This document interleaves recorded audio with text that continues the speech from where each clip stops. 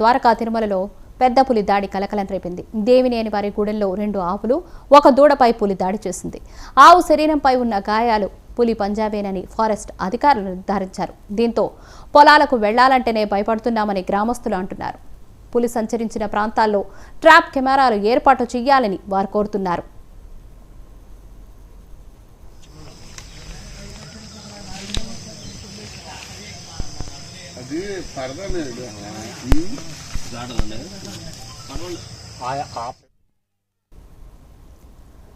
ఏలూరు జిల్లా ద్వారకా తిరుమలలో పెద్ద పులి దాడి కలకలం రేపింది. దేవినేని వారి గూడెంలో 2 ఆవులు, ఒక దూడపై పులి దాడి చేసింది.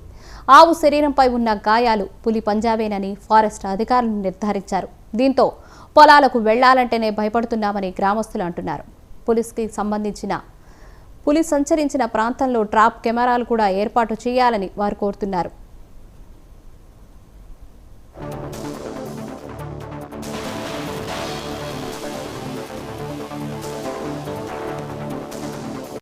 రాత్రి మా ఊర్లో మా పొలంలో ఆవులను కట్టేసాం. పొద్దున్న మేము పోదెత్తకి వచ్చేపటికి ఒక ఆవు మీద దాడి చేసి ఉంది. ఆవు తెంపుకుని పారిపోయింది.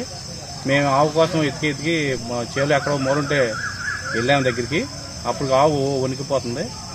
ఆవును తీసుకొచ్చి చూస్తే ఆవు మీద ఏదో దాడి చేసిన ఆనమాలు ఉన్నాయి.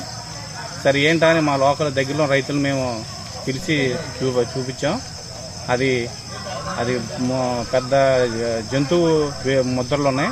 ఏంటని చూస్తే ఈ పులి ముద్రలాగా మాకు అనిపించి అధికారులకి మేము అది తెలియజేశాం.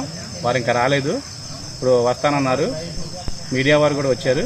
కావున అధికారులు తొందరగా ఆ ఆవుని ఆ పులిని పట్టుకుని బంధించి చుట్టుపక్కల రైతులందరికీ కొద్దిగా హెల్ప్ చేయాలని కోరుకుంటున్నాం. రైతులందరూ ఆందోళనలో ఉన్నారు.